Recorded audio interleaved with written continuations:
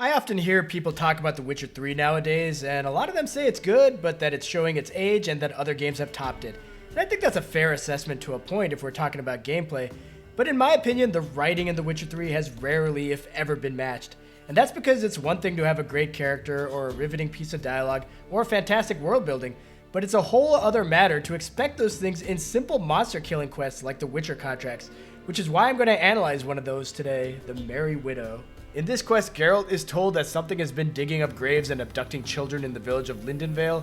He then investigates the village graveyard to suss out what's happening, which leads him to this dilapidated shack, which a gravehag is apparently using as a starter home. Geralt then lures the gravehag to the graveyard, and then amongst the graves enacts some grave justice on the gravehag. He then returns to the grave digger and gets paid. Now from that description, this quest sounds like one that I would have played and then just forgotten about immediately. I mean, it's short, there are no tough choices, no interesting characters to interact with, and you fight a gravehag, which isn't all that riveting on the surface. This is by all accounts a run-of-the-mill side quest. But when I played it again 3 weeks ago, something weaved its way into my brain and I just couldn't stop thinking about it, but I couldn't quite figure out why. That is until I released my Return to Crookback Bog quest analysis last week, which talks all about how Anna Strenger became a water hag, and it clicked for me what was bothering me. Apparently, these things can talk. Thief, skulls he stole, my skulls, ought to dig up his own. Now, this thing's handle on grammar and syntax are probably at the level of my 3-year-old daughter's, but what floored me is the implication that these creatures are not just mindless beasts you find in the open world, but are intelligent beings. And really quick, I want to apologize to my daughter for comparing her to a grave hag. She is amazing. The worst she ever does is make me look bad when we're dancing to Witcher 3 music. And that's more a matter of me being a spaz than anything she did, so definitely not a grave hag. But okay, we don't need this world building about me and my family. We're talking about the world building of The Witcher 3, and how even these seemingly simple contracts tell you so much about the creatures that make up this world. Like, Geralt encounters some ghouls right off the bat in the graveyard, which feels repetitive because we fight these guys all the time, but it helps to gradually reveal to the player what kind of creature Lindenvale is actually dealing with. Ghouls could have dug up the corpse. Definitely couldn't have snatched the kid from the village, though.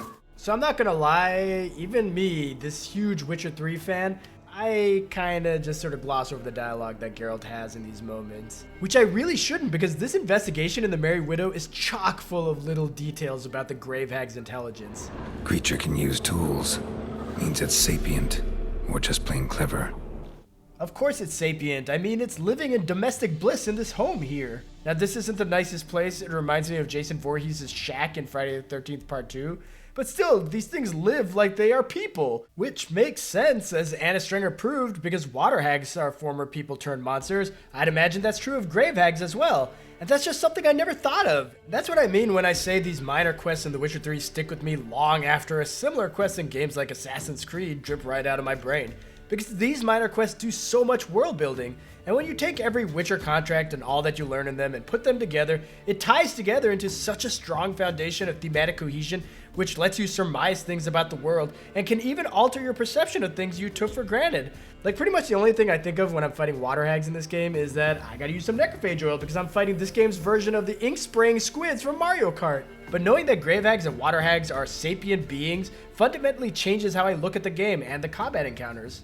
Now, intelligence is one thing, but it's the combination of their smarts with like pure and undeniable evil that is complete nightmare fuel.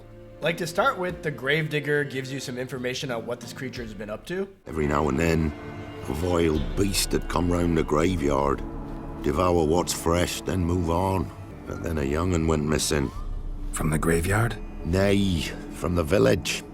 So desecrating graves and a kidnapped child, that's a grim tale, but it's relatively minor when compared to more extravagant quests like the Tower Full of Mice, where an entire island is cursed. But I appreciate how grounded this is. The contracts in general do a really nice job of taking these real-world fears and giving them a supernatural spin, to the point where often they feel like myths or fairy tales. And in that way, it's very similar to the Witcher books, which I appreciate.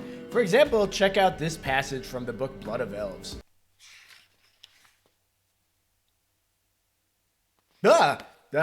Yeah, sorry, this isn't working. I'm used to editing in video game footage when I want an example, less experience with how to handle books. But my point is, these contracts I appreciate how they feel like short stories that are used to scare children. Like in the world of The Witcher 3, people worry about kidnappings as well, but it might not just be some horrible person who perpetrates that crime. In this world, the dear old lady who lived next door could become cursed and turn into one of these things, and they might just come after your children. And wow, I am feeling worse and worse for comparing my daughter to one of these horrible things. But I don't know, maybe I just wanted my daughter to grow up to be capable of finding a home, just like Mornard here did. That's the name of this grave hag that you find in the bestiary, and there's so much unsettling environmental detail in her shack. There's the bloody sheets which are just hanging around. Like, is this thing doing its own laundry? I don't know, but it's subtly brilliant at conveying that this thing still has some of its humanity left. And then you find the cookpot. Like, it's one thing for a monster to have sheets. I mean, all across different types of media, monsters and beasts are seen wearing some form of clothing. But this pot in the shack implies that this grave hag sort of has like a preference for how to cook these children, which implies that it like has different tastes and probably seasons them with like salt, pepper, oregano. Like, I don't know. It's hard to get behind this. Get behind this? I mean, this is not a politician that needs my vote. No, I think my point is that this speaks to a level of premeditation and malicious intent that I had never thought of with the hags in this game.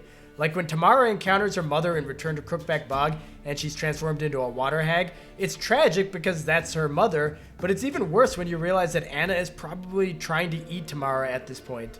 And that's the point I'm trying to make here, that this minor quest makes me think, that it makes me ask questions.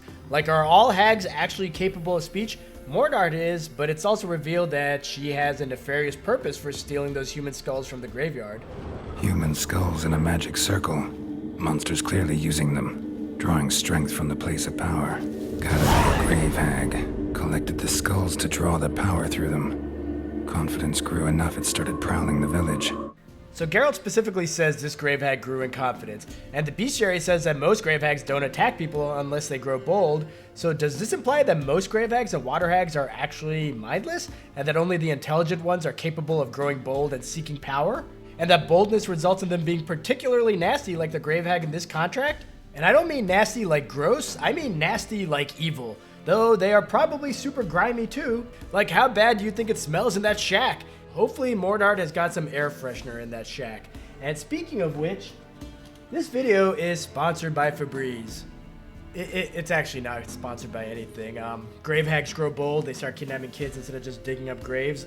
Small YouTuber grows bold and they pretend they have sponsorships like big YouTubers. But anyway, a really quick note about the gameplay. I was actually going to skip doing a quest analysis on this one because the investigation itself is similar to so many other quests, and the fight with the grave hag is not notable in the least.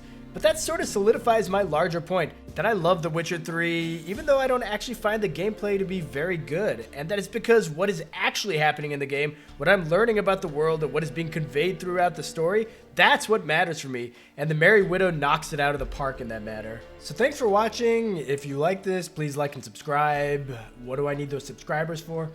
Well, Somebody's doing some analyzing. humans And subscribers. in a magic circle. Monsters clearly using them. And to think I compared my daughter to a grave hag.